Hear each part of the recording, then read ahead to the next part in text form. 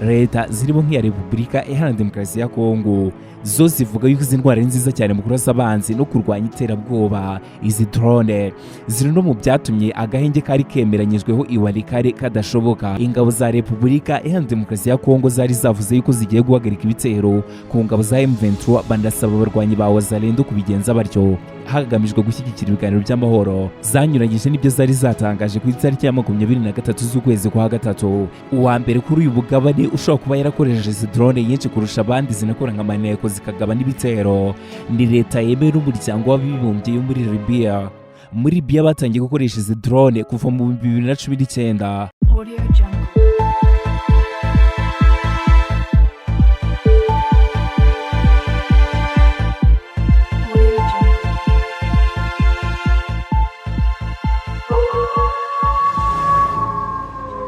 Gukoresha drone za gisirikare bifite inyungu nyinshi mu bya gisirikare ku ngabo zizikoresha.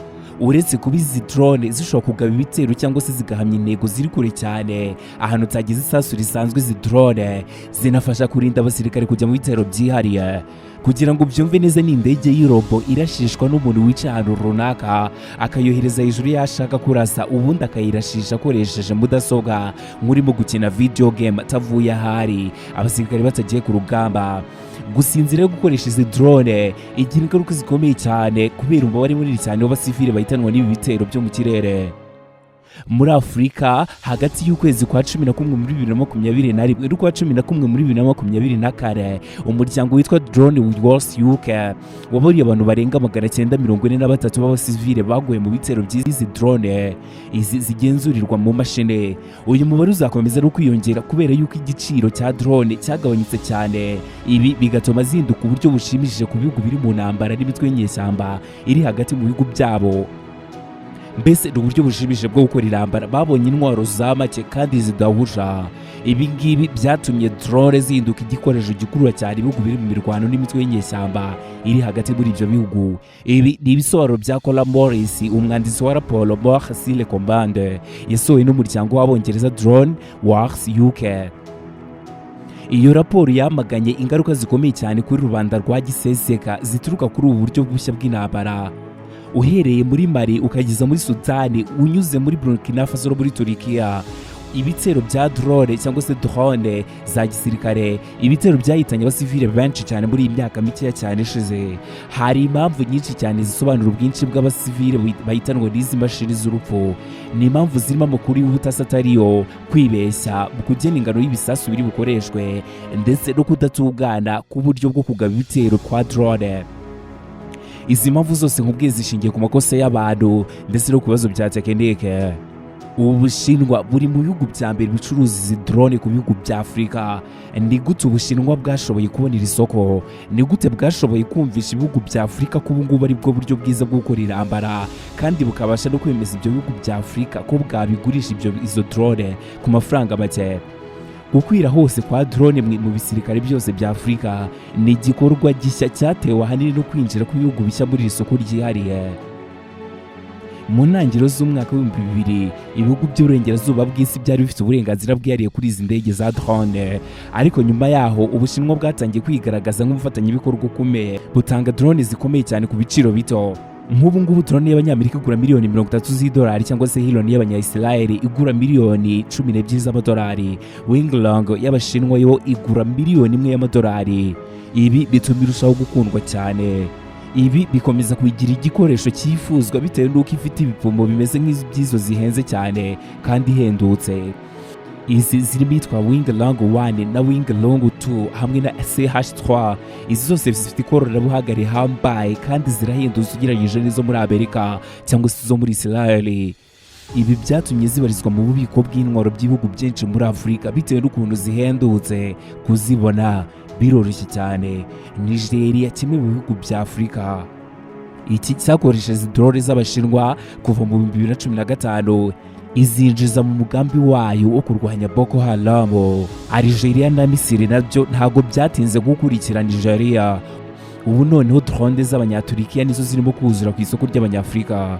Mu ntangiriro y'imyaka y'ibihumbi 2020, Turikiya yabaye umucuruzi ukomeye cyane mu kwagurira isoko. TB2 ni imwe muri drone zikomeye cyane zigurwa cyane muri Afurika zikomoka muri Turkiya. Iyi ni ikimenyetso gikomeye cyane cy'inganda zikomeye z'Abanyafurika. Iyi yatangiye gukoreshwa n'ibihugu bikomeye birimo nka Mali, Maroc, Burkina Faso ndetse na Ethiopia. Igiciro cy'iyi drone ni miliyoni 4 z'idolari. Iyi drone ikorwa na Bayraktar, uruganda rwashinzwe n'uyu nguyu nyine warwiyitiriye, akaba ari mukuru wa perezida wa Turkiya. Ubucuruzi bwa Turkiya bwo kohereza mu mahanga ibikoresho bya gisirikare ni politiki idasanzwe kandi itanasaba imbaraga nyinshi nk'uko bikorwa mu bihugu byose byo mu burengerazuba bwese. Kugura imbunda cyangwa se drone y'umunyaturikiya uba uguze igikoresho kitagaragaza yuko hari aho ubogamiye ugerageje no kugura iby'Uburusiya cyangwa se Ubushinwa na Iran, kandi ibikoresho byabo bigira ubuziranenge buhagije. Aya ni amagambo y'umushakashatsi muri Institut France, akaba ari umwanditsi w'inyandiko igaruka kuri TB2 Bayraktar. Nk'uko byagenze kuri drone z'Abashinwa zimaze imyaka mike cyane, drone z'Abanyaturikiya zashoboye kugera ku isoko rikomeye ry'Abanyafurika mu buryo bwihuse cyane. Ubukungu Turkiya ikura muri Afurika kubera kubagurishaho drone bwarazamutse cyane. Mu mwaka umwe gusa buva kuri miliyoni 83 z'amadolari mu 2020 bugera kuri miliyoni 288 mu 2021. Drone ni intwaro zikura miliyoni nyinshi cyane z'amadolari mu mifuka y'Abanyafurika, ariko nanone zigakura ibihumbi by'abasivile muri ubu buzima. Ibihugu bya Afurika byaguze drone nyinshi cyane mu Bushinwa muri imyaka mike cyane ishize, harimo Nigeria, Misiri, Algeria, Ethiopia, Maroc na Repubulika na Demokarasi ya Kongo. Uko mbivuze ariko bikurikirana mu kuzigura yari nyinshi. Somalia yizigura muri Israel. Ibihugu bya Afurika byaguze drone nyinshi cyane muri Turkiya byo ni Togo, Niger, Tunisia, Mali, Djibouti hamwe na Burkina Faso, Chad ndetse n'igihugu cy'u Rwanda utibagiwe na Kenya. Uko mbivuze rira ko bikurikirana mu kuzigura yari nyinshi. Sudani yo izigura muri Iran. Nk'uko bigaragazwa n'ibipimo Military Africa, drone zirenga 1500 zimaze kwinjira mu bihugu bya Afurika guhera mu ntangiriro z'imyaka y'1980. Mu mwaka wa 2020 wabaye umwaka ukomeye cyane, aho ingabo za Afurika zaguze drone zirenga 337, ari nawo mubare munini cyane wa drone zaguzwe mu mwaka umwe. Igihugu cya Kongo gikoresha drone zitwa CH4 z'Abashinwa. Ni drone zikorerwa mu Bushinwa zishobora gukora ubutasi no kurasa ku butaka no mu mazi ziri hejuru cyane mu kirere kugera kuri metero 5,000. Urubuga Military Drones rutanga amakuru y'ubucuruzi bw'intwaro ku isi ruvuga yuko CH4 iyi drone iri mu kirere ibigurutswa n'abakozi babiri babihuguriwe bari kuri control station, baba bahabwa amashusho n'abakuru y'ibyireba biva ku cyogajuru.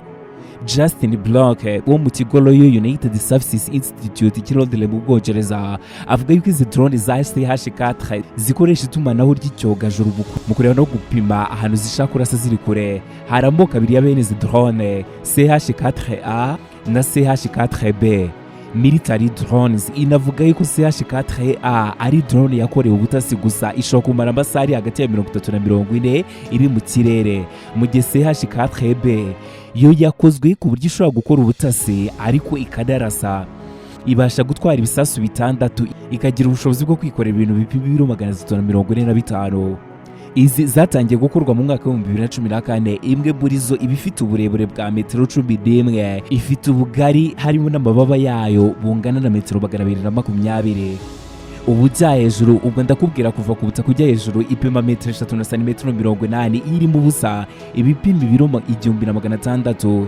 Imbaraga za moteri imwe ni horsepower 900, ni imbaraga zingana na moteri y'imodoka ya Lamborghini Asteroid yo mu 2014. Iyi drone yiruka ku muvuduko w'ibirometero 350 ku isaha. Zikorwa na China Aerospace Science and Technology Corporation. Ifite ubushobozi bwo kurasa ku butaka no mu mazi, igakora n'ubutasi bwabwo. Ishobora kurasa ku butumburuke bwa metero 5000 mu kirere. Ibi bituma bigora imbunda zirasa indege kuyigeraho. Uretse Repubulika ya Demokarasi ya Kongo kuva muri 2014, ibindi bihugu birimo Iraq, Pakistan na Arabia Saudite byakoresheje bene izi drone. Mu myaka ishize Joseph Darcy yavuze yuko Ubushinwa burimo kwigarura isoko ryo kugurisha drone ku isi hose. Mu 2015 bivugwa yuko Nigeria ari cyo gihugu cya mbere cya Afurika cyaguze na Beijing drone za mbere za CH3. Nigeria yari zikeneye cyane mu kurwanya umutwe wa Boko Haram. Mbere yaho drone z'intambara zari umwihariko w'igisirikare cya Amerika na Israel. Inzobere zivuga yuko kwiganza k'Ubushinwa ku isoko rya bene izi drone ku isi biva ku itegeko rya Amerika rizwi nka Missile Technology Control Gene ryo mu 1987 ribuza iki gihugu kugurisha intwaro zica abantu benshi cyane ku bindi bihugu ku isi, bityo Amerika ntishobora kugurisha izi drone. Ibi byahaye amahirwe ku Bushinwa kuko bwo budafite ikibabuza kugurisha izi drone. Inzobere mu bya gisirikare zivuga yuko Kaihongo 4 cyangwa se CH4 drone zakozwe mu buryo bumeze neza cyane nk'izitwa MK-Line Upper zo muri Amerika, ubiz'Abashinwa nizo ziganje cyane ku isoko ry'intwaro ku isi. Urubuga Africa Intelligence ruvuga yuko drone za CH4 zihendutse cyane ugereranyije na genzi zazo ziri ku rwego rumwe z'Abanyamerika. Uretse Kongo, ibindi bihugu byose bya Afrika nka Maroc, Misiri na Ethiopia nabyo byaguze bene izi drone z'Ubushinwa. Imirimbanyi z'uburenganzira bwa muntu zivuga yuko izi drone ziteye amakenga cyane ku byo zangiza, kandi zinateye amakenga mu birebana no kubahiriza amategeko mpuzamahanga arebana no kurengera ikiremwamuntu, ndetse zinashinjwa kuba zigira uruhare mu kwica abasivile benshi. Leta zirimo nk'iya Repubulika Iharanira Demokarasi ya Kongo zo zivuga yuko izi ndwara ari nziza cyane mu kurasa abanzi no kurwanya iterabwoba. Izi drone ziri no mu byatumye agahenge kari kemeranyijweho i Walikale kadashoboka. Ingabo za M23 zari zemeye kuva mu mutwe wa Walikale, ariko umuvugizi wa M23 Lawrence Kanyuka yamenyesheje umuryango mpuzamahanga ko ingabo za Repubulika Iharanira Demokarasi ya Kongo zanyuranyije n'ibyo bari bemeranyije. Zanyuranyije n'ibyo zari zatangaje ku itariki ya 23 z'ukwezi kwa gatatu.